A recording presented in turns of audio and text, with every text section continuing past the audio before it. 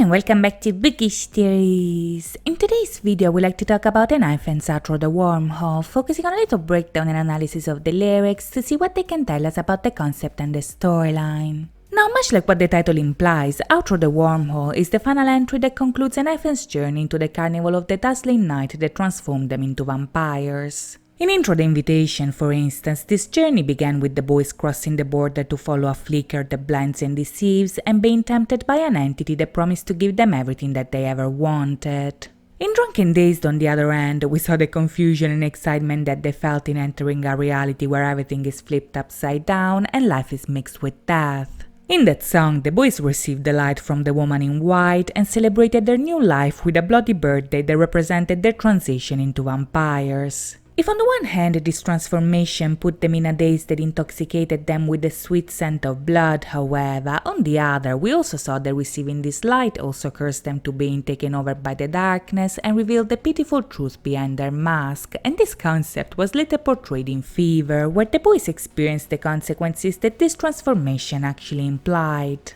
As it was foreshadowed by a reference to Shakespeare's sonnet 147, Fever portrayed the moment where the boys realize that they've been tricked and are now overpowered by a passion that makes them long for the very thing that nurses the disease. If in the lyrics the boys eventually accept their new life by telling us that the light that burned them and blinded them became their new sun, moreover, in the outro this concept is further explored with the boys fully committing their bodies to this new stage of their life. Now, in many respects, we can say that the outro is the perfect conclusion to Border Carnival because in the lyrics, the boys finally meet their vampire self and open themselves up to the new journey that this transformation entails. As I mentioned in some of my past videos, ENHYPEN's story can be seen as a metaphor for their journey into the new world of the music industry, so if in Outro Cross the Line the song ended with them hoping that tomorrow would begin like a dream, in Drunken Days the lyrics told us that their wish actually came true, because at the end of the song the boys wake up in a new reality where the light that burned them now fills their dreams.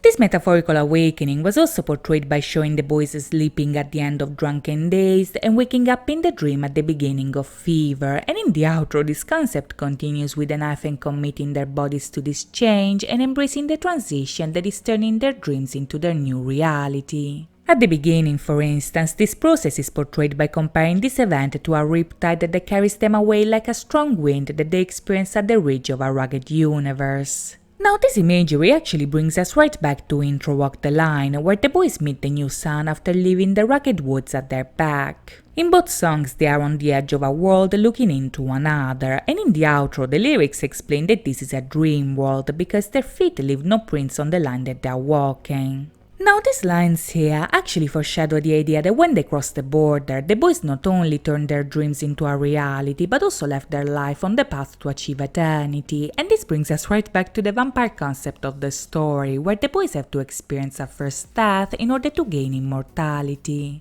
The lack of footprints here essentially implies that the boys are incorporeal like a ghost, and this is because the dream can almost be compared to the afterlife. They left their normal life and stepped in a world that gave them a new one. They left mortality in order to achieve eternity, but once they commit to this transition, the boys are absorbed by the unknown and the wormhole allows them to travel to multiple dimensions. Now, on a metaphorical level, this basically means that now that the ENHYPEN have crossed the border of their debut, the possibilities are endless. Now that the musical dream has become a reality, the sky is the limit, and they have many options to choose from which are as exciting as they are unpredictable. In the context of the storyline, however, the reference to multiple dimensions might actually be more literal than what it seems, because through the wormhole, the boys can essentially travel through time and space. This would possibly be what connects the present timeline and the past timeline together, and this idea is also reinforced by them mentioning the square mirror that reveals a twisted scene. Back in Drunken Days, for instance, the boys told us that after reaching past the locked door of the dream, the reflection scared them because they could see the pitiful truth behind their mask.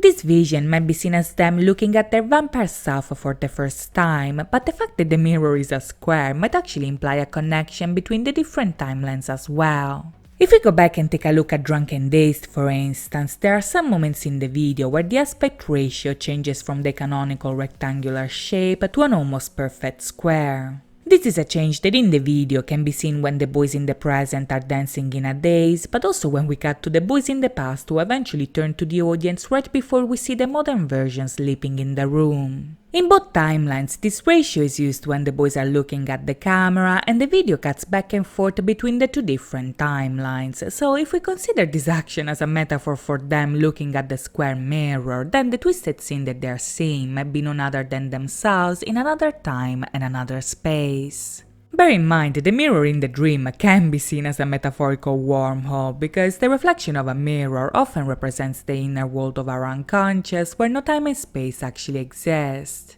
When we dream, that place inside of our minds is a timeless space. It's a metaphysical location where life and death are mixed together, past and present can overlap, and there's no limit to the things that we can do. And in the album, them entering this dream is compared to a carnival where everything is flipped upside down like the reflection of a mirror. In the concept, however, ENHYPEN's dreams are becoming a reality, so this metaphor is not a metaphor anymore, but rather a clue that foreshadows that in the story the boys will possibly be able to travel through time and space by crossing the line that they are walking. You see, the entire idea here seems to revolve around the fact that the dream gives them access to realities that a normal person wouldn't be able to enter, and even if for now ENHYPEN are just on the verge of diving into these new worlds, the wormhole of the dream already allows them to see them. Now, the theme of sight is very important in this context because back in Given and Taken and Intro the Invitation, the boys told us that the light of their new sun actually blinded their sight and deceived them with a lie.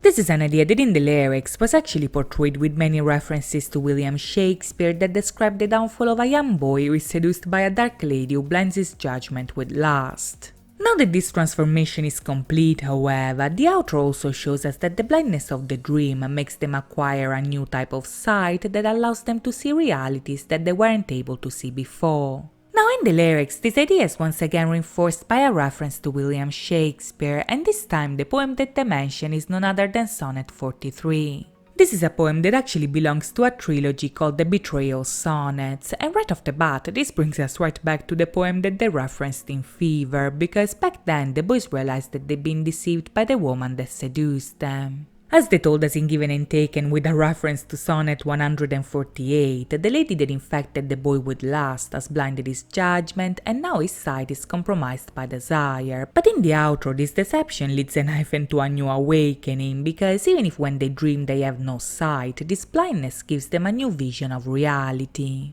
You see, in the poem, Shakespeare essentially talks about a boy who has been betrayed and dreams about meeting his own shadow that has come to the surface as a result of this betrayal. In the sonnet, Shakespeare portrays this idea with a lot of antithesis that, much like in our story, describe the dream as a place where everything is flipped upside down. In the dream of the poet, the darkness shines bright, night becomes day, the blindness of his sleep gives him a new sight, and the shadow that he meets takes on a physical shape because of the twisted love that he experienced, and the very same thing happens with ENHYPEN as well. In the story, the light of the lady in white blinded them, deceived them, and led them to a dream world of darkness, but this light also gave them a new sight, revealed the pitiful truth behind their mask, and became their new sun by turning night into day. Their first death gave them a new life, and now their past selves is meeting their new selves through the square mirror of the dream. So much like what we saw at the end of Drunken Days, even if their eyes are heavy with sleep, this is the time where they can see best.